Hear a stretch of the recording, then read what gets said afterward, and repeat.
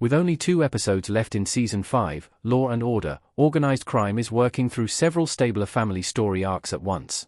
While the IAB investigation into Eli's, Nikki Torsha, shooting of Pietro Spezzano, Luca Rickman, continues, and as Bernadette, Ellen Burstyn, recovers from her fall, Elliot, Christopher Maloney, reveals a major secret to his brother Randall, Dean Norris, in the story of Joe Jr., Michael Trotter. Elliot reveals that Joe's been working with him as an informant for the Organized Crime Control Bureau, seemingly to help them unravel and take down Redcoat, the villainous organization Joe got himself wrapped up with in Season 4. With this reveal, Joe's story continues to take a dark turn, one that puts him and the entire Stabler family in jeopardy. Joe Jr. took the risk to infiltrate Redcoat. He knew the risks but did it anyway. Michael Trotter as Joe Jr. in the Law & Order Organized Crime Season 4 finale about to go on a plane. Before the return of Joe in Organized Crime Season 5, Episode 7, we last saw him in the Season 4 finale, attached to a suitcase full of biological weapons that belonged to the drug kingpin leader of Redcoat, Julian Emery, Tom Paine. Joe's intentions are unclear as the episode ends, and he looks uncomfortable being handcuffed to Emery's weapons and unsure what is next. Elliot's clarification to Randall comes with his theorization that Joe is trying to make good to both himself and his brothers for all the trouble he caused, which makes Joe's story and his intentions much muddier.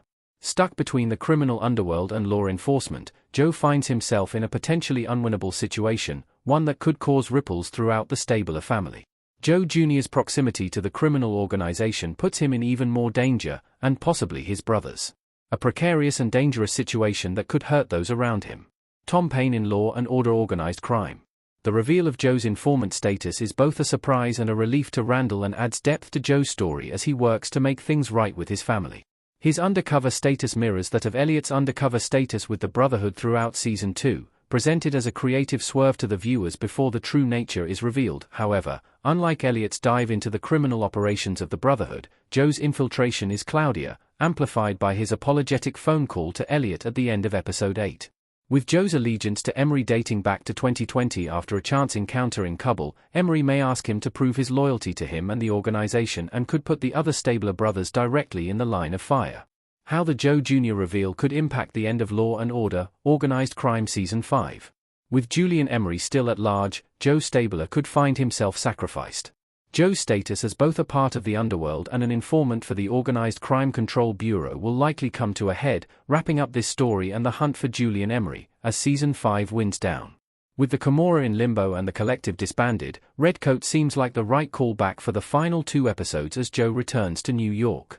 At a time when the Stabler family couldn't possibly handle any more heartache or tragedy, it feels impossible to believe that Joe's story ends in any other way. Joe's destiny in Law & Order, Organized Crime could have been pre-written, a sacrifice for both his family and himself to make things right one last time.